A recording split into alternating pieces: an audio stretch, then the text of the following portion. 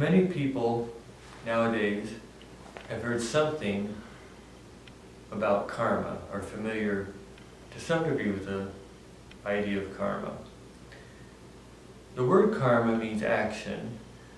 More particularly, it means volitional action. And in Buddhism, there are three kinds of volitional action. Actions of thought, or of mind, actions of speech, and actions of body. Again, this is just very practical. If I choose to dwell upon certain thoughts and develop them, I am doing action of thought.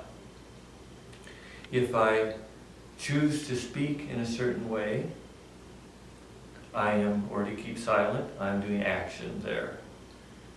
When I move my body of my own volition to do anything, I am again making a choice, a conscious choice. The teaching of the law of karma is very simple. It is, in Buddhism, viewed as a law, as true and real a law as, say, the law of gravity is in the material world. The teaching of the law of karma is that there are certain actions that we do that are spiritually beneficial. There are other ways of acting that are not spiritually beneficial, and that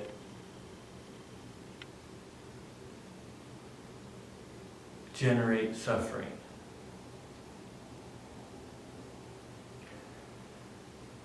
To put it in a term which are more appropriate for this series of talks, there are certain ways in which we can act which are conducive to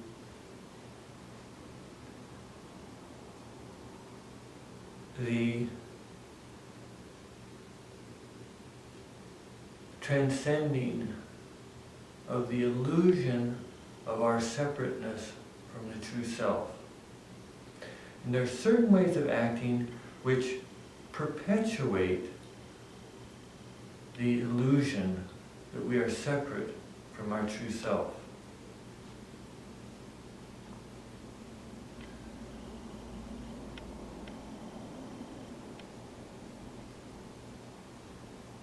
Again, this is something that one can prove for oneself. And the best way to prove this teaching for oneself is to do meditation.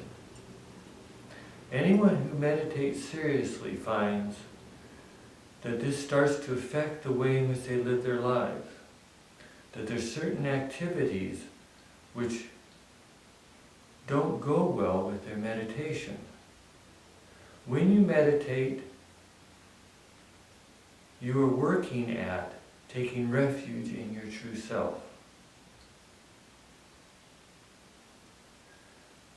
If you go and live your life, the rest of your life, in a way that simply ignores that activity of taking refuge,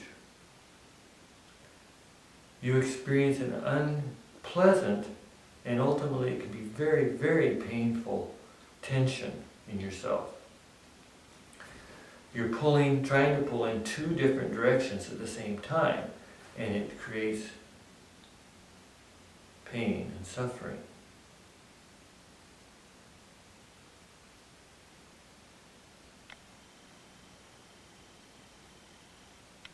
Similarly, if one is doing a serious meditation practice, one is working at taking refuge in one's true self. That's what meditation really is. Whether one's particularly conscious of it or not doesn't matter. That's what meditation really is. If you're doing that, then there's certain actions you can do in your daily life which strongly reinforce that. I've talked already about the practice of mindfulness. Just working at being mindful in one's daily life helps. Acts of compassion are helpful.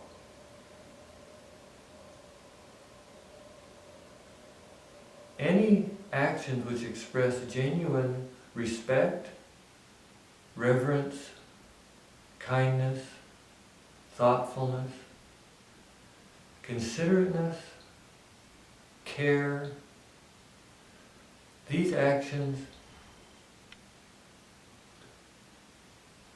will tend to be in harmony with our true self.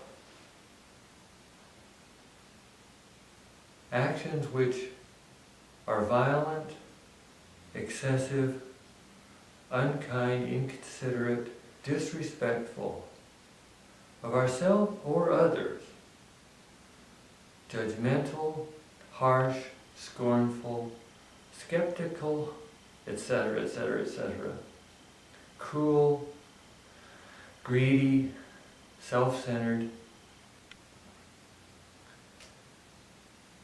These go against the whole drift of the meditation,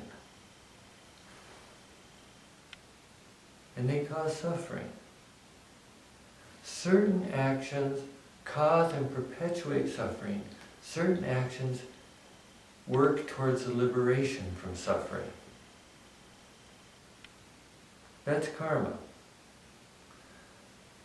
Cause and effect. You do certain things result. You do other things result. Cause and effect. That's karma, the law of karma. My master often used the word inexorable with regard to the law of karma. She said karma functions inexorably. Once one has done certain actions, certain consequences will inevitably follow. So what do we learn just in a practical sense from this teaching if we take it seriously?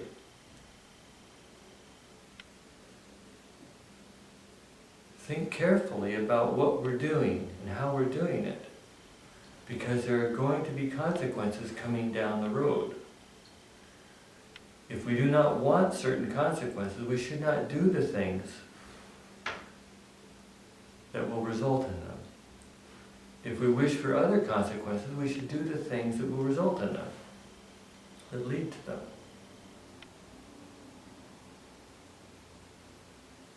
The ultimate doer of the act is our volition. The ultimate reaper of the act is feeling. It's said in Buddhism, only volition is the doer of karma, only feeling is the reaper of karma. In other words, if we act in enlightened ways, we will have enlightened feeling. If we act in unenlightened ways, it will result in unenlightened feeling. What is enlightened feeling? Feelings related to compassion, love, sympathy, acceptance, peacefulness, joy, etc. What is unenlightened feeling? What feeling is a more accurate way to put it? What kind of feeling has the mark of unenlightened action? Dark grief, despair, anger,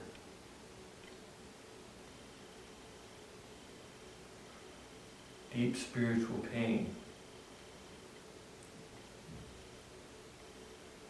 Now there's no judgment in any of this.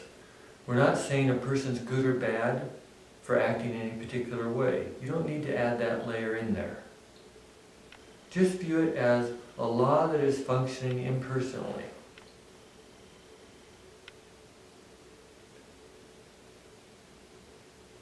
Spiritual training, Buddhist training, is simply trying to work in the best possible way that we can with the law of karma.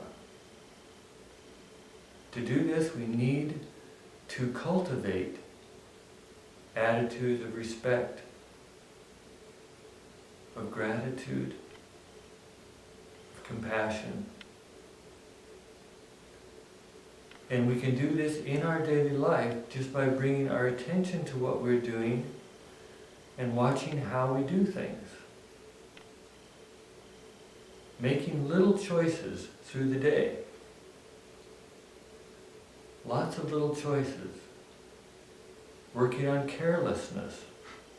Working on anger. Working on frustration. Working on impatience. Keep returning to that center and acting from that place, that deeper place within oneself. People who undertake this find it to be hard work. That's because our habits run with very deep roots.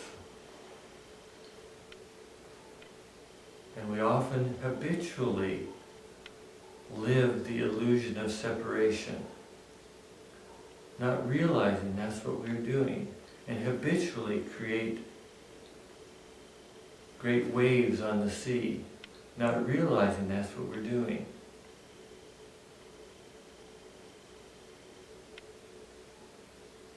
The next of these talks, I will talk about the precepts, some simple guidelines for how to live in a way that is in harmony with our true self.